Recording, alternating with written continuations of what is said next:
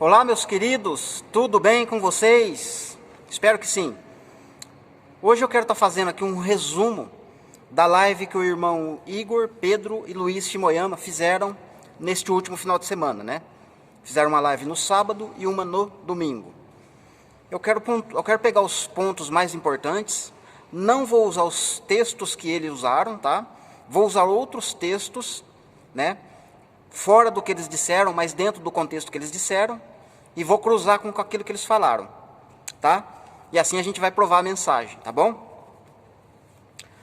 Eu quero começar aqui então, veja bem, é um resumo, né? É diferenciado, tá? Não vou usar os mesmos argumentos ou as mesmas maneiras que eles expressaram aquilo que eles mostraram pra gente dentro da palavra, tá bom? Então eu quero começar lá desde Abraão, né? Quando Deus chama Abraão para fazer dele uma nação, para, né, começar ali um trabalho com as 12 tribos, e indo, né? O objetivo desta mensagem é fazer esse resumo. Também né, a gente vai ver lá em Atos, quando a gente chegar, eu vou dar uma percorrida por dentro da Bíblia, tá? De maneira bem resumida, bem rápida, né? Porque você percorrer a Bíblia demora, né? Se for ver bem assim, né, nos detalhes, né? Mas eu quero pegar os pontos importantes, né? E lá em Atos, a gente vai conseguir ver um grupo de pessoas dentro do templo adorando a Deus e Deus respondendo. A gente vai ver um grupo de pessoas que não estão dentro do templo, estão fora do templo, mas que pertencem a Cristo, né, que é a igreja do Senhor, o corpo de Cristo, trabalhando ali em Atos, Deus respondendo, fazendo milagres, ok? E também a gente vai ver um terceiro grupo de pessoas que não está dentro do templo, não é descendente de Israel, também não está no corpo de Cristo, que é a igreja, mas está orando e Deus está respondendo. Esses três grupos de pessoas a gente vai ver lá em Atos, tá? Então eu peço um pouquinho de paciência para você aguardar aqui o resumo, né, que eu vou ter que dar uma percorrida. Não dá para mim entrar direto lá em Atos, né?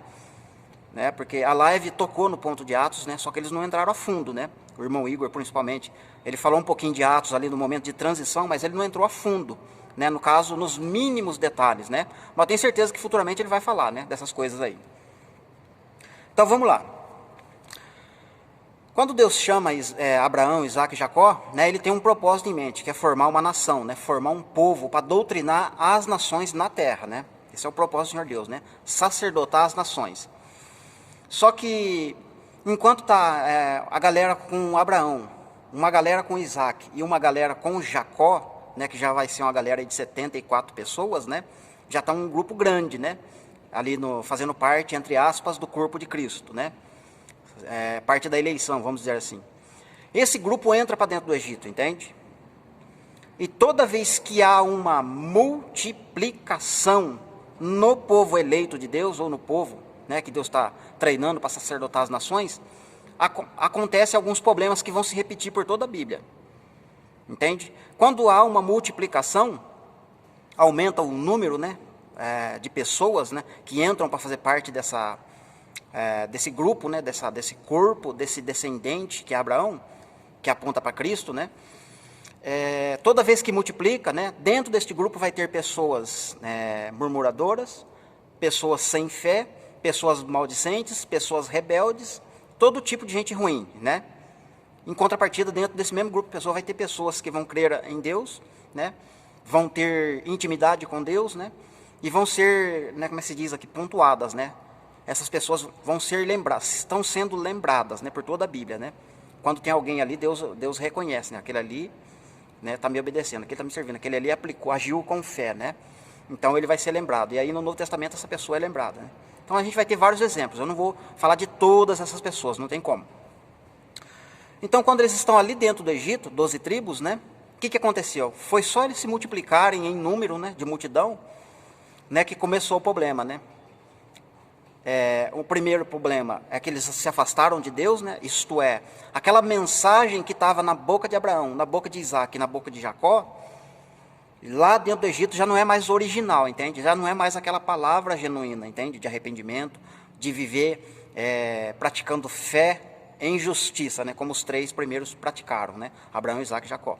Então as 12 tribos, né, quando se espalham ali, ficam muito numerosos dentro de Israel, eles perdem essa essência. E aí entra toda essa questão que eu estou falando aí, né? E aí Deus precisa levantar um líder, né, Moisés, ele levanta esse líder junto com Arão para poder tirar o povo dali, entende? Ruim e bom junto, vai sair junto dali, não vai sair só os bons, né? Vai sair todo Israel de dentro do Egito. Não só Israel, como outras nações, né? Núbios, egípcios e por aí vai, camponeses. Mas o fato é que Deus vai falar, quando Deus chama Moisés para tirar eles de lá, olha que interessante que Deus fala para Moisés, né? Moisés, eu vi a aflição, né? Eles clamaram a mim porque estão sofrendo, estão pelejando, e eu lembrei deles, eu tenho uma aliança com Abraão, Isaac e Jacó, eu preciso tirar eles de lá. E eu vou te usar, Moisés, para fazer isso. Aí Moisés vai responder, mas Senhor, eles não vão crer em mim, não vão crer, como que eu vou fazer isso? O que eu vou falar para eles? Quem que eu vou falar para eles que enviou? E aí o Senhor Deus vai falar para Moisés, Moisés, é o seguinte, o que você tem na mão, Moisés? Eu tenho um cajado aqui, um bordão. Joga ele no chão. E ele jogou, se transformou em cobra. Agora pega lá pela cauda. Ele foi pegar, se transforma em bordão de novo na mão dele. Senhor, mas isso é muito pouco, eles não vão crer. Então enfia a mão no peito. Enfiou a mão no peito, a mão saiu leprosa. Enfia de novo, saiu curada a mão. Senhor, mesmo assim eles não vão crer. Bom, Moisés, se eles não crerem nesses dois sinais, no terceiro sinal certamente eles vão crer. Né? Você vai pegar um pouquinho de água do rio, vai pegar um pouquinho de terra, vai misturar ali e soltar no chão, vai virar sangue, a água do rio, né? Ou a água potável de onde eles estiverem, né? Porque são dois eventos distintos, né? A água que é transformada em vinho, em sangue para Faraó, mas primeiro tem um milagre para ser demonstrado para Israel. Então, olha só para você ver como é que coisa triste, né? Deus vai tirar o Israel do Egito, mas primeiro tem que fazer milagre para Israel, 12 tribos, né? Então Moisés tem que jogar a cobra, a pedaço de madeira no chão, se transformar em cobra, pegar na mão de novo, mostrar a mão leprosa, depois mostrar a mão curada. E depois fazer esse sinal com a água e com o sangue, né? Só para Israel, 12 tribos, crer nele, que Deus vai tirar eles do Egito. Então a incredulidade começa por aí, entende? Não todo Israel, mas a maioria é incrédulo, então precisa desses sinais. E esses sinais vão ser o quê? Esse bastão aponta para a serpente, que se tornaria em serpente de bronze no deserto, né? Quem olhasse para a serpente era curado, né? Das serpentes abrasadoras que tinha no meio do povo, escorpião, todo tipo de bicho peçonhento, né, que picava o povo e fazia eles adoecer até morrer. Depois a mão, né, de Moisés se tornar em lepra, né, aplica para a lepra que aconteceria na consequência no povo depois, né? Ou seja, todo pecado de incredulidade do homem, né, futuramente alguém vai pagar por isso, né? No caso, a mão de Moisés se tornar em lepra estava apontando que o povo ia se tornar leproso, né? E essa história de leproso só vai terminar com a primeira vinda de Jesus, né? Entre aspas ainda, né? A lepra literal, né? Mas a lepra espiritual só na segunda vinda de Cristo que vai ser tirada, né? Que é o pecado, né? A lepra espiritual. E a terceira sinal, né, que foi feito lá para Israel, para eles acreditarem que Moisés, entre aspas, ia tirar eles do Egito, era transformar a água em sangue, né? Então isso Moisés precisou fazer para eles, mas lá no deserto também a água se transformou em água amarga, né? E também lá em Apocalipse a gente vai ver esses três eventos se repetindo, né, em proporção maior, né, para mostrar, Deus está profetizando que o povo é incrédulo, né, tanto do Antigo Testamento quanto do Novo, né, não tem diferença no povo, mas sim em quem está atuando, né, no caso é o Senhor Deus. Vamos lá, então o povo tinha que olhar para essa serpente, né, para ser curado, né, como já falei aqui do deserto, etc e tal, beleza. Então vamos observar alguma coisa interessante agora, fazer uma comparação entre Israel, 12 tribos, e Abraão, Isaac e Jacó. Abraão, Isaac e Jacó não precisaram de detalhes de festas, de sábados, de leis, de cerimoniais, tabernáculo, arca da aliança, não precisou. Conseguiram agradar a Deus, né, na maneira deles viverem. Ou seja, eles estavam com uma palavra genuína, né, ou com uma fé genuína, ao ponto deles não precisar. É como se eles estivessem ganhando um atalho do Senhor Deus, né? Olha, lá na frente vai acontecer isso. Mas vocês já estão mais à frente do que aquilo que está acontecendo lá na frente, né? É como por isso que Paulo fala que Deus pré-anunciou o evangelho a Abraão.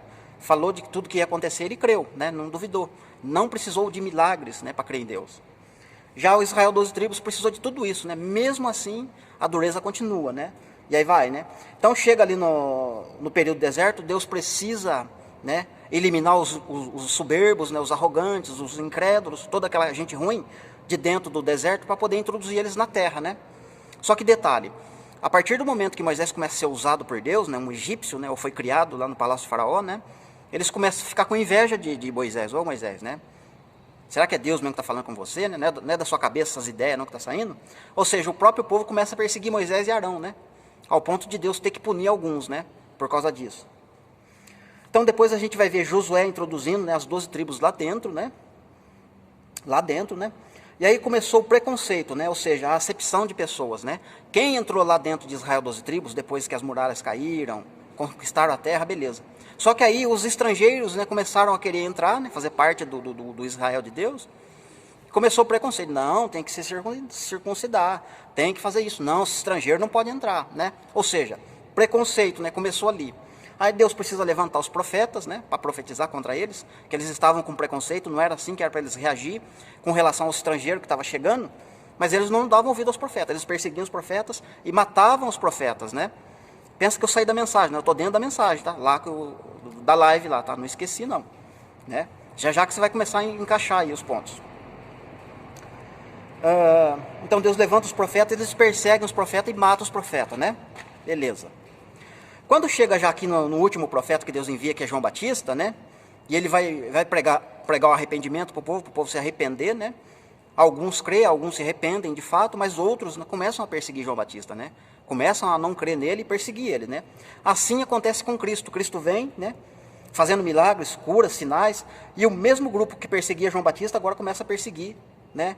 O próprio Jesus, né? Até o ponto de crucificá-lo, né? Até a morte, né? Beleza. Jesus ascende aos céus, os discípulos, né? Aí que começa a entrar o detalhe, né? Os discípulos então vão para o cenáculo, né? Então, cenáculo não é templo, tá? Cenáculo não é tabernáculo, cenáculo não é congregação, cenáculo não é sinagoga, tá? Esse cenáculo, eu acredito que é o mesmo lugar que eles tiveram a última ceia com o Senhor Jesus, né? Que é uma sala num andar acima, né? Eu penso que é um sobrado, alguma coisa com 2 ou 3 andares, né? Talvez 3 andares, porque Paulo também estava nesse lugar e o Eutico caiu da janela do 3º andar, né? Então veja que é um edifício, né, que tem andares, né? Estou lembrando lá do modelo da planta, lá do templo de Ezequiel, né? Parece que está tendo uma semelhança, né? Esse cenáculo, né? E foi justamente nesse cenáculo que ocorreu o Pentecoste, tá? O Pentecoste não aconteceu dentro do templo, né? O Pentecoste não aconteceu para quem estava lá dentro do templo, mas sim para quem estava para o lado de fora do templo, né? Então aconteceu o Pentecoste, né? Se cumpriu para o lado de fora, né? Ok. Vamos lá. Pentecoste, vamos virar aqui o que tem. Então o Pentecoste aconteceu no capítulo 2 de Atos, né? Quando a gente chega ali no capítulo 3 e capítulo 4, né? E Pedro dá um discurso, né, já o número de 120 já vai para 3.000 homens, né, que se convertem a Cristo, né? Já se convertem a Cristo, beleza, né? E aí essa galera que se converteu tinham tudo em comum, partiam o pão, né? Com sinceridade do coração, de toda a alma havia temor, unânimes, né, oravam a Deus, né? Oravam a Deus, cultuavam a Deus no templo, né? Então, nesse momento, no capítulo 4 de Atos, quem se convertia a Cristo Jesus, que fazia parte da igreja, ia para o templo orar e adorar a Deus, né? Ao mesmo tempo, os judeus estão sacrificando, fazendo cultos a Deus, né? Fazendo sacrifícios, ofertas e tal, etc., circuncidando, e ambos estão adorando a Deus e Deus está recebendo, entende? Tanto a oração dos judeus, quanto a oração dos cristãos, né? Os primitivos, tá? Aí daqui a pouco, né, a gente sai do capítulo 4, já começa a aumentar para 5.000 pessoas no número. Olha só a multiplicação acontecendo. Quando acontece a multiplicação, lembra o que aconteceu lá no Êxodo? Começa a entrar os incrédulos, né, os avarentos, os duros, né, soberbos. Começou a aumentar o número, já para 5.000, né? Deixa eu ver aqui. João e Pedro, né, são presos pelos sacerdotes e o capitão do templo. Então, olha só. Caiu para 5.000, levantou para 5.000 o grupo de pessoas que se converteu a Cristo. Já os sacerdotes do templo, né, os judeus, mais o capitão, a palavra aqui capitão eu acho que é o sumo sacerdote, né, prenderam, né, João e Pedro por causa disso, né? Já começou a perseguição, né? Ou seja, a inveja, alguma coisa começou a acontecer ali que não está dando mais certo para cultuar Deus no templo, né? Os judeus e os cristãos, né? E esses que se converteram a 5.000 homens, né, de todos eles havia graça, o coração e a alma dos cristãos eram um. Ninguém considerava dono das suas propriedades, né? E não havia necessidade entre eles, ninguém via necessidade, né? Quem tinha uma propriedade, né, o próprio Barnabé vendeu um sítio, né, lá na região de Chipre, né? só para poder doar ali para a comunidade, para todo mundo ficar no mesmo patamar, né? Então é uma comunhão plena, né, que estava acontecendo ali. No capítulo 5, acontece um evento inédito e depois disso nunca mais aconteceu, né? Que é, no caso, a morte de Ananias e Zafira. Pegaram a propriedade, venderam, falaram, vamos fazer o seguinte, vamos vender por tanto, vamos guardar um tanto e outro tanto a gente dá lá para, né, a comunidade, para ajudar os pobres. Só que isso é mentira, né, para o Espírito Santo, né? E o próprio Pedro vai falar, né, você não mentiu para homem, né, mas sim a Deus, né? E no momento ele mesmo morreu. Mais tarde chega a mulher, vai falar a mesma coisa e vai morrer também, né? Então isso mostra que é um evento, né, que está acontecendo aqui, um grupo de pessoas servindo no templo, sacrificando, né, cultuando a Deus como a antiga aliança, né, antiga aliança em rigor, em regimento, nova aliança em regimento, andando também, caminhando, né, só que essa Ananias e Zafira pertence ao grupo de cristãos, né, ou seja, eles foram fulminados, e depois disso não aconteceu mais nenhuma morte, né, dentro desse grupo de cristãos. Por quê? Só eles pecaram? Quer dizer que o restante do grupo aqui que foi entrando, se convertendo ao Senhor Jesus, nunca mais pecou para morrer? Né? Não seria que Deus não está mostrando para a gente que lá no milênio vai acontecer algo semelhante? A antiga aliança, o povo vai estar cultuando a Deus no templo, entre aspas, né? Não a antiga aliança, mas sim no regime, o sacrifício vai ser diferente, né? Não no regime da antiga aliança, mas demonstrando que parece ser expressões como foi na antiga aliança, né? Mas eu acredito que é um nível superior, né, de sacrifícios ali, né? Então, eles vão estar lá cultuando a Deus no templo, né? E quem estiver no templo cultuando a Deus, ou servindo, trazendo oferta a Deus, mentir, pecar, vai morrer na hora, né? Como está lá em Isaías 65, né? Vai morrer na hora, não vai ser a descendência dele que vai ser atingida, não vai ser o filho dele que vai receber a consequência do pecado, a própria pessoa vai morrer. Ou seja, isso é uma evidência clara de que vai acontecer isso no milênio, né? Quer ver mais um detalhe interessante que acontece aqui? Aí vai acontecer a instituição dos diáconos, né? Aí sim, pronto, aí aumenta mais ainda a perseguição, né? Eu me lembro levantou 7 diáconos, né? Lá em Apocalipse vai levantar 7 igrejas, né? Que vai apontar para esse ministério, né? A multiplicação das 2 testemunhas, e vai vir grande perseguição. Então, Estevão agora é acusado, né? Ele se levanta, começa a fazer milagres, sinais e prodígios fora do templo, né?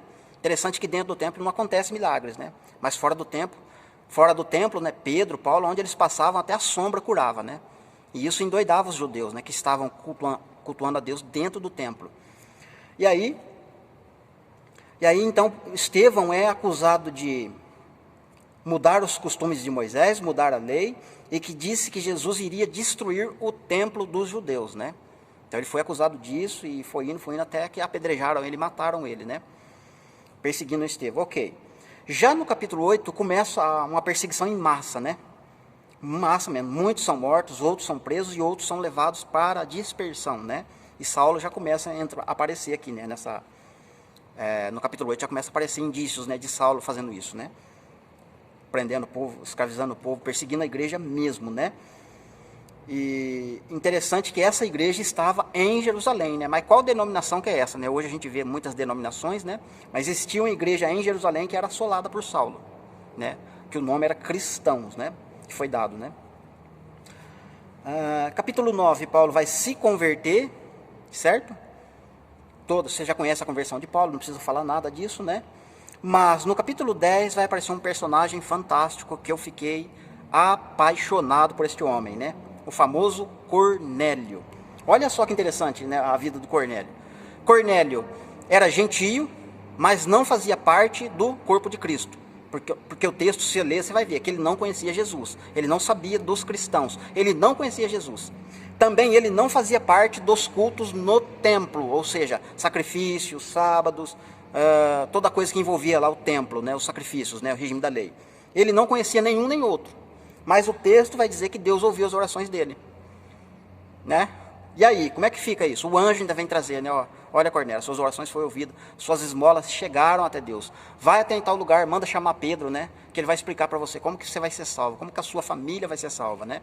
E aí que Pedro vai indo, em contrapartida, vai estar num lugar orando, né? Deus vai mostrar para ele coisas imundas, né? Coisas que não era permitido comer na antiga aliança.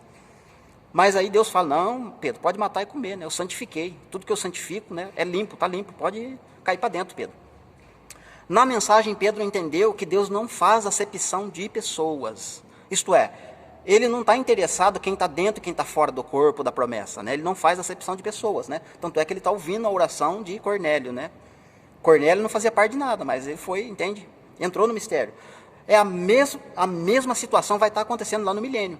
Vai estar uma igreja glorificada lá no milênio, fora do templo. Lá dentro do templo vai estar Israel, 12 tribos, né? Linhagem de Levi e a linhagem de Zadok, né? Fazendo ali os seus sacerdócios, né? Cada um no seu cargo, cada um no seu posto, servindo a Deus dentro do templo, mas vai existir um grupo de pessoas que não faz parte nem da linhagem de Levi, nem do Zadok, muito menos da igreja, mas vai estar por lá de fora. E Deus vai ouvir a oração delas também, porque elas vão estar indo lá adorar, servir a Deus. E Deus vai falar, e ainda Deus vai chamar esse povo, né, esse grupo de pessoas que são nações, né, no Salmo 8, verso 2, vai chamar eles que é das criancinhas de colo que Deus suscita o perfeito louvor. Então o perfeito louvor vai vir das nações, né, que são filhos, né, filhos de Deus, entre aspas, através da igreja, né, porque foi a igreja que introduziu esses filhos para dentro do milênio. Lá dentro esses filhos vão ser acolhidos como filhos, né. Isaías 66 vai falar que essas nações vão entrar e vão ser amamentados, vão mamar, né, como um bezerro novo, né. Ou seja, vai ter o leitinho, né? Lembra da terra que manda leite e mel? A criança tem que ser primeiro tratada com leite. Então, lá dentro do milênio, elas vão ser amamentadas, vão ser consoladas, né? Através das duas testemunhas, né? Que está tipificado lá nos 2 seios da Sulamita, né? Lá em Cantares. Então, queridos, você vai ver esse grupo de pessoas, né? Adorando a Deus, né? Não faz parte nenhum nem de outro, mas Deus está respondendo. Está ouvindo elas. A mesma situação de Cornélio aqui, entende? Então a gente vai conseguir encaixar isso perfeitamente só no milênio, né? Hoje, atualmente, existe pessoas que Deus responde à oração, não faz parte do corpo de Cristo, muito menos, né, da antiga aliança, entre aspas, com Israel, 12 tribos, carnal. É possível, porque a gente não fica sabendo, né? A gente não fica sabendo como é o coração das pessoas, né? Como é o relacionamento das pessoas com o Senhor Deus. Que nem no caso de Cornélio aqui, né? Ninguém sabia, né? Ele não sabia que existia igreja, muito menos o sacrifício. Talvez sabia, né? Por ouvir falar, né? Então, meus queridos, né? Temos que ter cuidado com esse negócio de acepção de pessoas, né? Quem pode entrar e quem não pode, né? E eu queria fazer um outro paralelo, só um momentinho aqui, deixa eu ler aqui uma coisa, né? Vamos ver, lá no início do capítulo 11, né, no caso do livro de Atos, né? Jerusalém, que eram da circuncisão, Pedro foi acusado como beber com os gentios. Ah, tá. Um resumo lá de Atos, né? Então, quando Pedro vai lá e prega para Cornélio, que é gentil, né, que não tem nada a ver com cristão e nem com a lei mosaica, né? Quando ele chega em Jerusalém, os judeus falam: ô Pedro, que negócio que é esse, rapaz? Você estava comendo, almoçando lá na casa do camarada, que não faz parte nem de um nem de outro, né? É incircunciso. O que você estava fazendo lá, Pedro, né? Mas quando Pedro fala para os apóstolos, eles entendem, né, que Deus estava anunciando o evangelho para os gentios. Mas os da circuncisão, que são os judeus, não aceitaram e perseguiram Pedro por causa disso. Queridos, aqui acabou meu resumo no livro de Atos, mas no finalzinho agora eu vou falar um pouquinho da lei, um pouquinho de um profeta, né? Vou falar um pouquinho de um profeta, ler alguns versos, e depois vou fazer um resumo de novo, né, no final do livro de Atos, que na verdade é nós, né? Porque o livro de Atos eu entendo que ainda não acabou, né? Ele está sendo escrito. Começou lá, né? Paulo morreu, ou quem escreveu morreu ali, né? No capítulo 28, né? Não terminou a história, né? O livro de Atos, para mim, ainda está sendo escrito. Então eu vou falar do final do livro de Atos, tá? Vamos lá. Deuteronômio capítulo 4, do 25 ao 31, eu vou ler para você. Quando, pois, se multiplicardes na terra, lembra da multiplicação que eu falei do Êxodo, falei de Atos? Quando vocês se multiplicarem na terra e se corromperdes e com ídolos, com alguma coisa que for mal aos olhos do Senhor teu Deus, hoje eu tomo por testemunha os céus e a terra, que com efeito perecereis.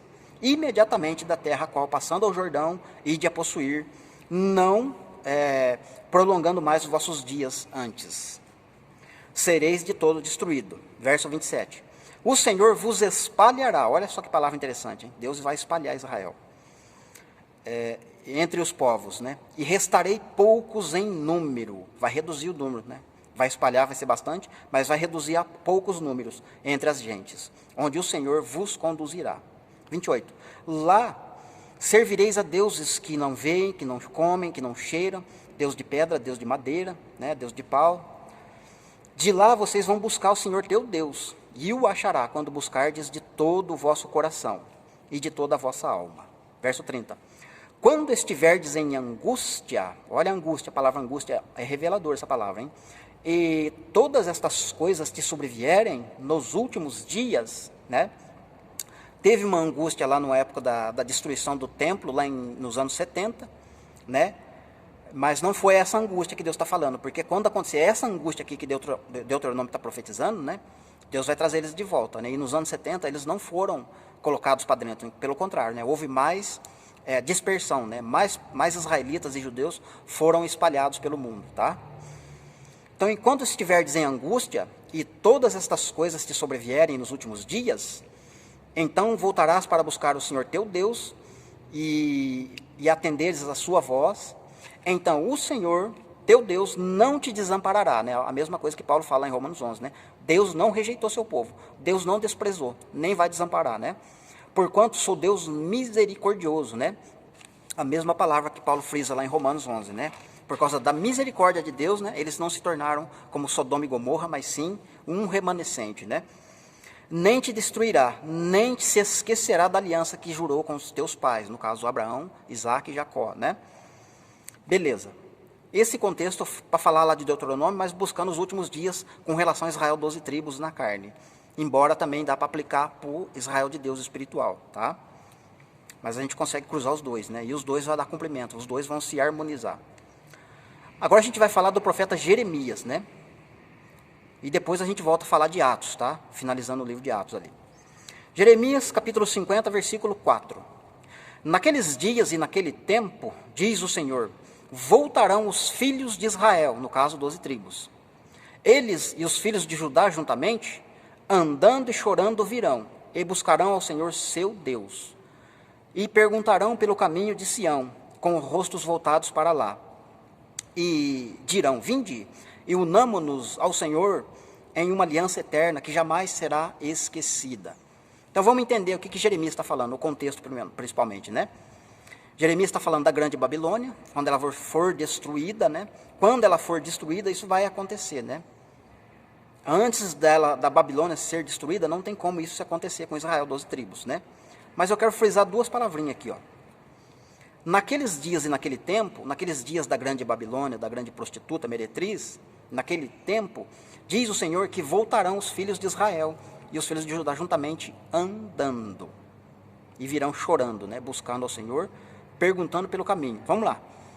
Primeira coisa, vamos fazer uma comparação com o Israel espiritual de Deus.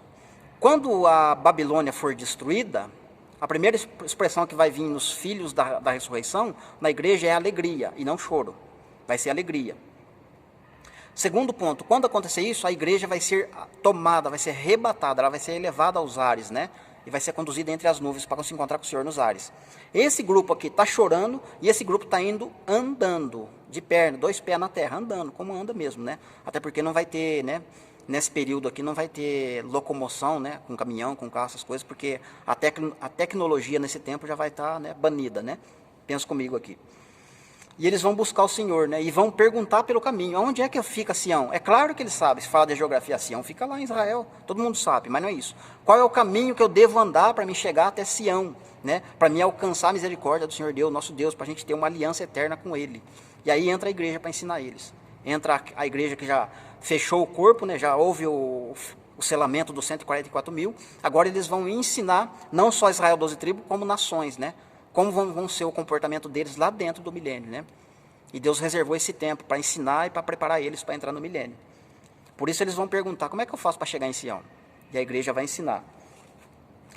Vamos lá, agora no capítulo 50 ainda, dentro do capítulo aqui, no verso 12, né?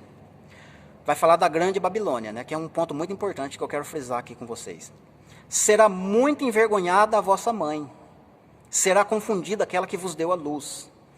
E que ela será a última das nações, um deserto, uma terra seca sem ter quem nela habite. Então aqui está a contenda, aqui está o motivo, né? Inclusive em questão, né? Pelo menos particularmente para mim, tá? Que está ocorrendo essa, entre aspas, né? um grupo de pessoas indo por um lado e outro grupo indo para o outro lado, só por causa do nome de Jerusalém, né? Um grupo, né? E aqui eu vou mostrar para vocês o motivo real da situação, tá? Receba no coração a sua palavra, preste atenção no que eu vou falar, não distorça minhas palavras, por favor, em nome de Jesus, e entenda o que eu quero dizer, tá? Então vamos lá. Existe um grupo, né? Não é um grupo e não é pequeno, é um grupo maior, inclusive. O grupo maior que está se dividindo acredita que a grande prostituta e grande Babilônia é Jerusalém, né? Isso faz, pelo menos até onde eu sei, já faz 3 anos, né, que eles estão batendo nessa tecla, né? Jerusalém é a grande prostituta. E quando você coloca a grande prostituta, né, a grande Babilônia, no lugar errado, outros contextos que envolvem o nome Jerusalém não podem ser cumpridos. Isto é, Jerusalém não pode ser habitada novamente porque ela é prostituta. E o texto aqui está dizendo, não só como este, qualquer texto que você pegar de Babilônia prostituta, ela não vai ser habitada de novo, não vai ser, ela vai se tornar num deserto. Um lugar onde vai ser coruja, raposa, todo tipo de bicho, né, ruim, né, feio, né? Não sei se existe essa expressão, né? Mas a Jerusalém, né, para ela ser habitada novamente, ela não pode ser prostituta. Então esse é o ponto interessante. E aqui o texto está dizendo, né? Será muito envergonhada a vossa mãe, né? Porque se você ler o contexto, o Jeremias aqui, do 49 para frente, até o finalzinho, você vai ver que ele está falando para Israel, 12 tribos, sair do meio da grande Babilônia, né? Ele ainda vai chamar Israel de filha da Babilônia, né? E o próprio texto, né, que esse grupo grande acredita que a Jerusalém é prostituta, lá no capítulo 16 de Ezequiel, logo no comecinho, Ezequiel mesmo diz, né, o profeta diz, né, a tua mãe é Eteia, né, falando da origem de Jerusalém, a tua mãe é Eteia e o teu pai amorreu. A união de uma Eteia com um amorreu resulta em Tiro e Sidom, né, Líbano hoje. Então aquela região ali foi que gerou Jerusalém, entende? Foi dali que saiu Jerusalém, ou o nome, né? Por isso que o profeta está dizendo, a sua mãe é Eteia, né? E o teu pai amorreu. Então, lá mesmo, naquele texto, naquele capítulo que eles usam para falar que a Jerusalém é prostituta, ali mesmo Deus está falando que a Jerusalém é filha da prostituta.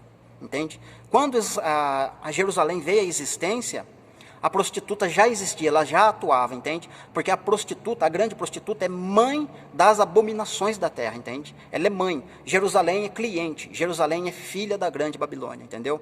Então, esse ponto seria muito bem interessante, né, desse grupo de pessoas entender, né? Porque se você tirar a culpa, né, esse peso de cima de Jerusalém e colocar a prostituta no seu devido lugar, onde Deus está falando que ela está, todas as outras profecias que se aplicam para Jerusalém, elas vão ser desbloqueadas e você vai entender, né, essa questão de Jerusalém ser restaurada, povoada, habitada de novo, entendeu? Então o motivo da contenda é a prostituta, entendeu? Resumindo, eu vou usar a expressão de um meu amigo que a gente conversa muito, né? A gente dá muita risada, né? É um monte de homem brigando por causa de uma prostituta, né? Que coisa feia, né? Que coisa feia, mas a prostituta é a culpada disso aí. Beleza. Verso 18 ao 20, para continuar aqui. Portanto, assim diz o Senhor Deus, né? Eis que eu vou castigar o rei da Babilônia e a sua terra, como eu castiguei o rei da Assíria. Farei tornar a Israel para a sua morada, e ele pastará no Carmelo, em Bazã, fartar-se-á na região montanhosa de Efraim e em Gileade, né? Ou seja, aqui ele já está dizendo que é a região lá de Israel, né? Jerusalém, onde eles vão voltar, né? Mas para eles voltarem para essa região, Deus precisa destruir tanto a Babilônia quanto o rei da Síria. Entende? Enquanto não tiver destruição desses dois, eles não voltam. E para aplicar para os nossos dias, muito menos, né? Porque a Babilônia existe, então eles não têm como eles voltar hoje. Falar que está falando que eles estão entrando no corpo de Cristo, e porque eles fazem parte do corpo de Cristo, eles já estão destruindo a Babilônia? Não. Tem a literalidade que a gente precisa respeitar, né? E o tempo determinado que Deus vai executar isso, né? Se eu falar que eles vão voltar para a sua terra quando eles aceitam a Cristo, primeiro porque a igreja em si não vai precisar de terra, né? A igreja glorificada, ela não vai precisar saber de terra. Qual que é a parte minha aí da terra, né? Qual que é a parte minha da herança aí da terra de Israel? Até porque a igreja está envolvida com a Nova Jerusalém, né? Vai governar a terra, mas vai ter acesso à Nova Jerusalém, né? Mas a igreja em si, ela não vai precisar de terra, ela não vai precisar de bens, né? Não vai ter esse negócio de repartir terra para a igreja. Mas Israel na carne precisa, né? Vai ter a repartição de terra ali, entendeu? Como está lá em Josué, como está nos Salmos, como está em outros profetas, né? Que vai ter uma repartição de terra literal. Muito bem. Tem mais um verso aqui. Naqueles dias e naquele tempo, o Senhor buscar-se-á a iniquidade de Israel, e já não haverá. E os pecados de Judá, mas não se acharão, porque perdoarei os remanescentes que eu deixar. Olha a palavra remanescente aparecendo de novo, né? Textos que o apóstolo Paulo usa lá em Romanos, né? Então, esse remanescente Deus vai deixar justamente para cumprir a palavra de se tornar a plenitude de Israel, entende? Houve endurecimento em Israel em parte. Uma parte está endurecida, a outra parte já entrou, que faz parte do corpo de Cristo. Mas aquele resto ele não vai deixar de bandeja, entende? Ele não vai deixar de lado. Ele vai dar cumprimento que foi feito lá atrás, né? Esse remanescente vai se completar junto com a plenitude, que faz parte do corpo de Cristo. Embora a diferença é grande entre o que está na plenitude de Cristo e o que está na plenitude de Israel na carne. São diferentes, coisas distintas. Mas nos dois você vai ver Israel 12 tribos, né? Isso que a gente está tentando passar. Beleza. Aí terminou o texto que eu ia usar do profeta. Agora a gente vai voltar a falar aqui do Atos, então, né? Como que eu entendo, né? Ou como que vai acontecer, né? João 16:2, né, Evangelho de João, capítulo 16, versículo 2, vai dizer: chegará um tempo em que vos levarão para as sinagogas, vocês vão ser chicoteados, vão ser presos e até mortos, né? E quem fizer isso vai cultuar ou vai direcionar essa ação que está cultuando a Deus, né? Então isso não se cumpriu também nos anos 70, né? Não se cumpriu, a gente não consegue localizar isso, né? Teve uma parte que aconteceu? Teve, mas Jesus está falando dos últimos dias. Por quê? Porque a gente está vivendo um tempo que Deus está preparando as duas testemunhas, né?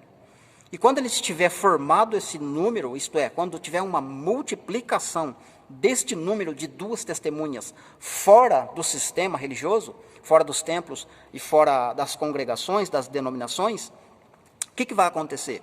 Esse grupo que está para o lado de fora, né, a Bíblia diz, né, Apocalipse 11, vai dizer que eles vão ser revestidos de poder.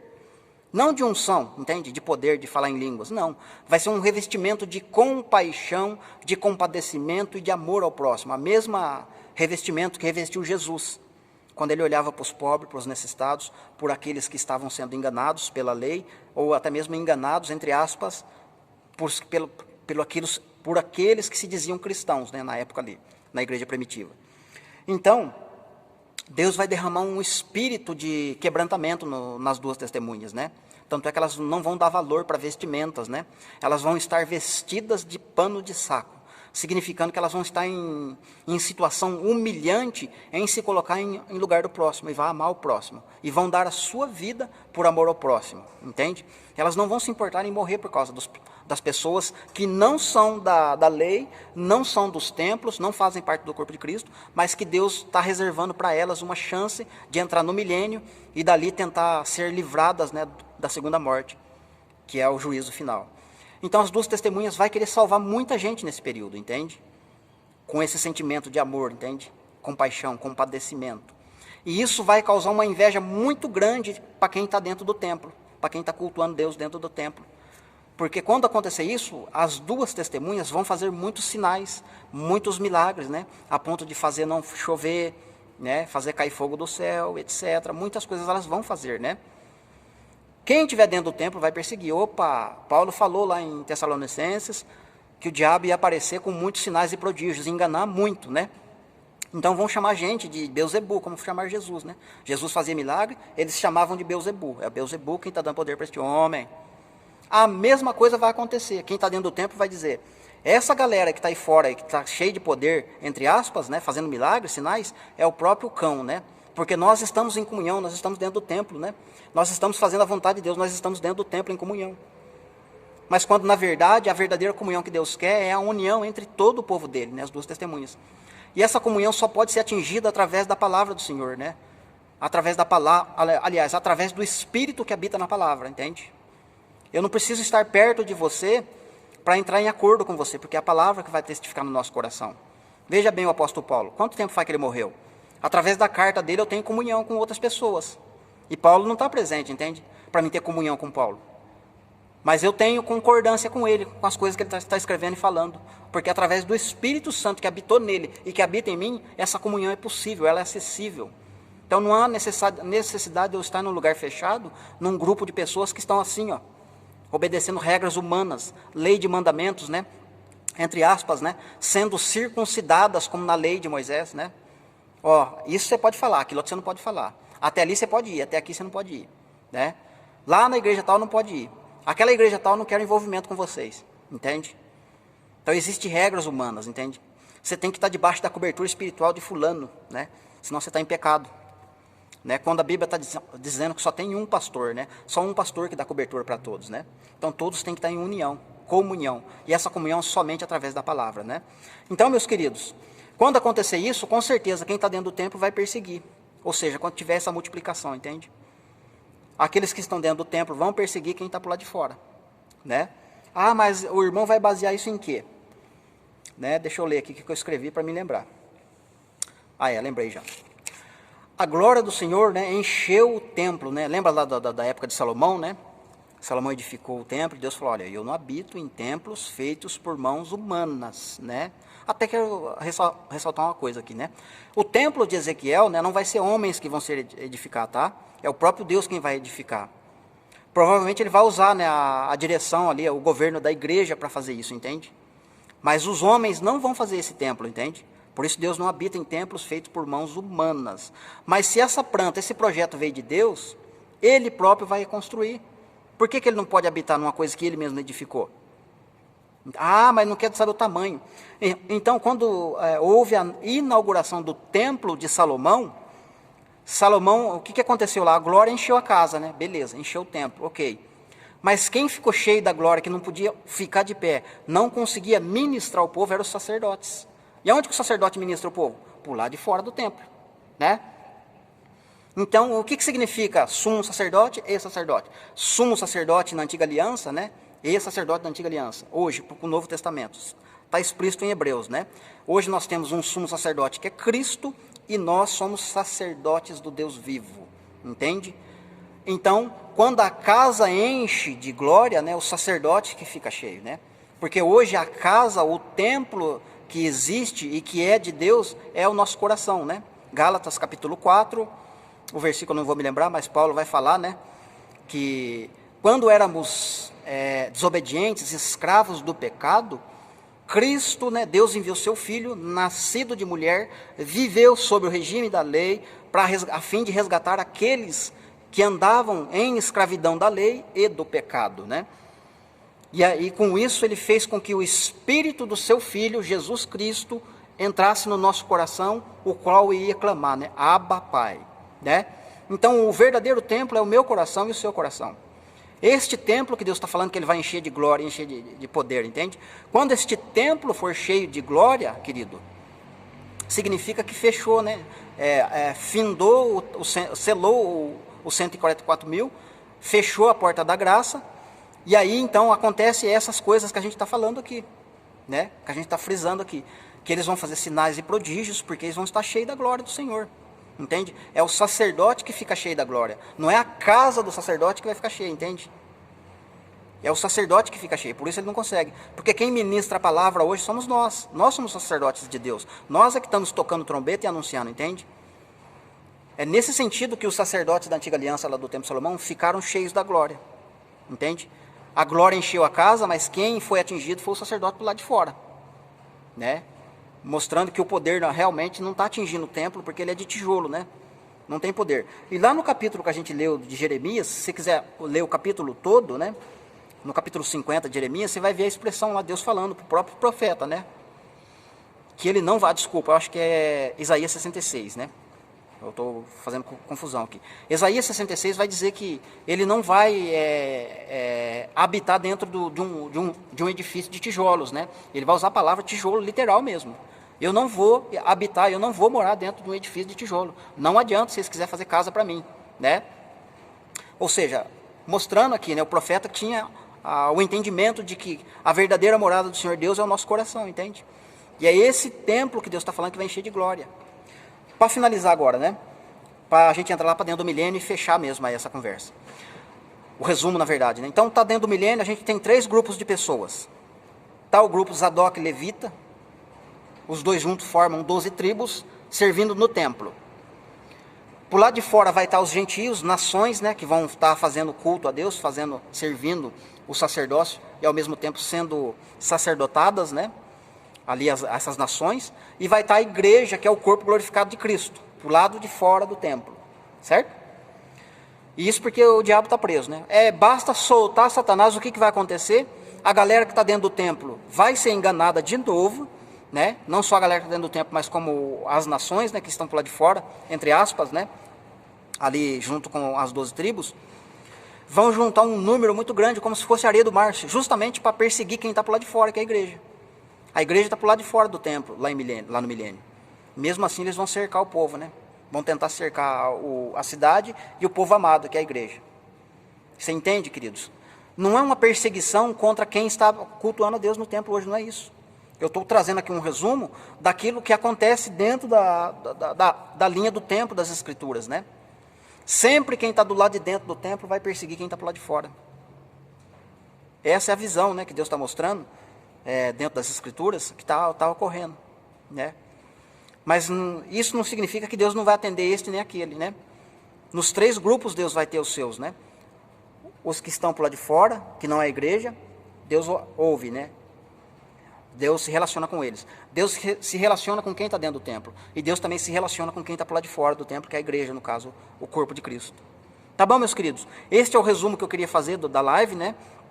Eu disse que eu não ia usar as expressões deles, né? Eu tentei no máximo rodear por fora, né? Usei outros textos diferentes para mostrar para vocês que, né, se você tiver com o coração aberto, com o coração sincero e aceitar aquilo que está sendo lido e foi escrito, né, pelos profetas, né, pelo Senhor Deus, homens que foram inspirados por Deus, né, eu tenho certeza que você vai chegar a essa conclusão. Você vai conseguir ter coerência na interpretação, né? Porque se você não interpretar desta forma, né, alguns textos, né, você não vai conseguir interpretar, né? Você vai ter que pular, você vai ter que desviar dele ou espiritualizar. E aí eu não vejo fidelidade, né? Aí eu não vejo sinceridade, né, diante de tudo isso. Tá bom, meus queridos? Que Deus te abençoe. Um forte abraço. Permitindo Deus, a gente vai continuar gravando em nome de Jesus.